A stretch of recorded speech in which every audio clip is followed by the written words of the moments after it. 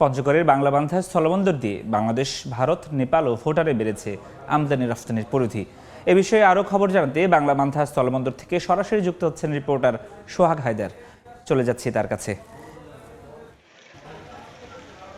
সোহাগ, দেখুন, আমি এই মুহূর্তে যে জায়গাটিতে দাঁড়িয়ে রয়েছি এটি কিন্তু একটি গুরুত্বপূর্ণ স্থলবন্দর। মূলত বাংলাদেশ থেকে ভারত, নেপাল ও ভুটানের সাথে এই বন্দর দিয়ে ব্যবসায়িক যে কার্যক্রম রয়েছে সেটি পরিচালনা হয়ে আসছে দীর্ঘদিন ধরে। তবে আমরা দেখেছি গত এক মাস আগে এই বন্দরটিতে আমদানি রপ্তানিতে অনেক কিছুটা ভাটা পড়েছিল, যা আবারও ঘুরে দাঁড়াতে শুরু করেছে। মূলত নির্বাচনের আগে আমরা দেখেছি যে এই বন্দর দিয়ে আমদানি রপ্তানি কার্যক্রম স্বাভাবিক থাকলেও কিন্তু বাংলাদেশের যে কনস্ট্রাকশন সাইডের কাজ ছিল সেটা কিন্তু বন্ধ থাকায় কিন্তু ব্যবসায়ীরা একটা চরম বিপাকে পড়েছিল। তবে এখন ভোট নির্বাচনের পর কিন্তু এই বন্দরে আমদানির পরিধিও অনেকটা বেড়েছে এবং ব্যবসায়িক যে কার্যক্রম বাংলাদেশের অভ্যন্তরে যে কনস্ট্রাকশন সাইটগুলোর কাজ রয়েছে সেটা বৃদ্ধি পাওয়ায় কিন্তু এই বন্দরে আবার প্রাণচাঞ্চল্য ফিরে এসেছে। আমি বলে রাখি যে এই বন্দরে প্রত্যেক দিন সকাল থেকে বিকেল পর্যন্ত 200 থেকে 250-র অধিক ট্রাক আমদানি হচ্ছে, পাথর নিয়ে এই বন্দরে প্রবেশ করছে। একই সাথে শুধু আমদানি না, এই বন্দর দিয়ে যে রপ্তানি কার্যক্রম বাংলাদেশের বিভিন্ন পণ্য, যে সকল পণ্য ভারত এবং ভুটানে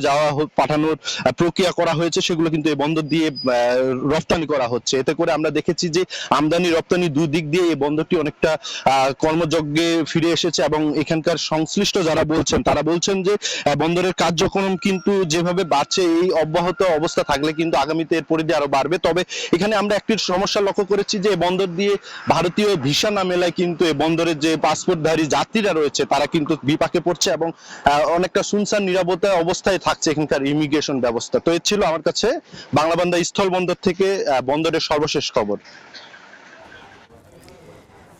সরাসরি যুক্ত ছিলাম বাংলাবান্ধা স্থলবন্দর থেকে।